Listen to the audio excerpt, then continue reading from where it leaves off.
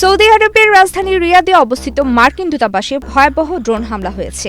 এটি ইরানি ড্রোন ছিল বলে সন্দেহ করা হচ্ছে। গতকাল সোমবারের এই হামলায় দূতাবাস ভবনের ভেতরে থাকা মার্কিন কেন্দ্রীয় গোয়েন্দা সংস্থা সিআইএর স্টেশনটি ক্ষতিগ্রস্ত হয়েছে।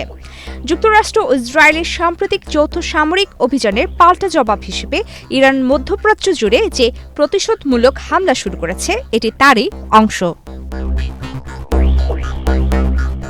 মার্কিন সংবাদ মাধ্যম দ্য ওয়াশিংটন পোস্টের এক প্রতিবেদনে এই তথ্য জানানো হয়েছে। সংশ্লিষ্ট সূত্রের বরাত দিয়ে প্রতিবেদনে বলা হয়, ড্রোন হামলায় রিয়াদ দূতাবাসের ছাদে ধস নেমেছে এবং ভেতরে ধোঁয়া ও ধ্বংসাবশেষ ছড়িয়ে পড়েছে।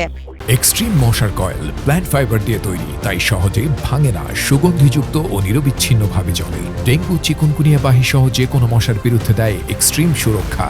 তবে হামলায় সিআইএর কোনো কর্মী হতাহত হননি বলে নিশ্চিত করেছে মার্কিন ও সৌদি কর্তৃপক্ষ।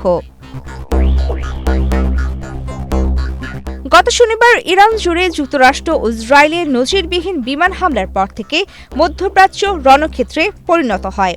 ওই হামলায় ইরানের শীর্ষ সামরিক ও রাজনৈতিক নেতৃত্ব নিহত হওয়ার পর থেকে তেহরান কঠোর প্রতিশোধের ঘোষণা দেয়।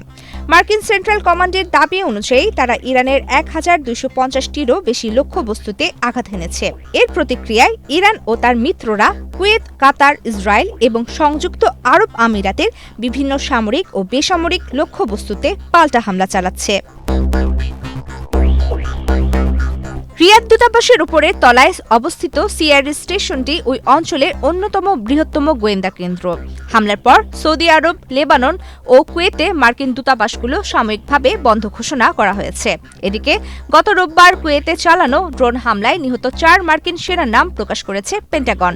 তারা হলেন সার্জেন্ট ফার্স্ট ক্লাস নিকোল আমর, সার্জেন্ট ড্যাকলেন কোডি, ক্যাপ্টেন কোডি খর্ক এবং সার্জেন্ট ফার্স্ট ক্লাস নোয়া টিটজেন্স। সাবেক সিআইএ কর্মকর্তাদের মতে, রিয়াদ স্টেশনে এই হামলা সংস্থাটির জন্য একটি প্রতীকী বিজয়। ১৯৫৩ সালে ইরানে সিআইএ সমর্থিত অভ্যুত্থানের পর থেকেই তেহরান এই সংস্থাটিকে তাদের প্রধান শত্রু হিসেবে বিবেচনা করে আসছে। তবে সৌদি আরবের সঙ্গে ঘনিষ্ঠ সামরিক সম্পর্কের কারণে গোয়েন্দা কার্যক্রম চালিয়ে নিতে খুব একটা সমস্যা হবে না বলে মনে করছেন বিশ্লেষকেরা। প্রমিতি কিবরিয়া ইসলাম, বাংলাদেশ প্রতিদিন।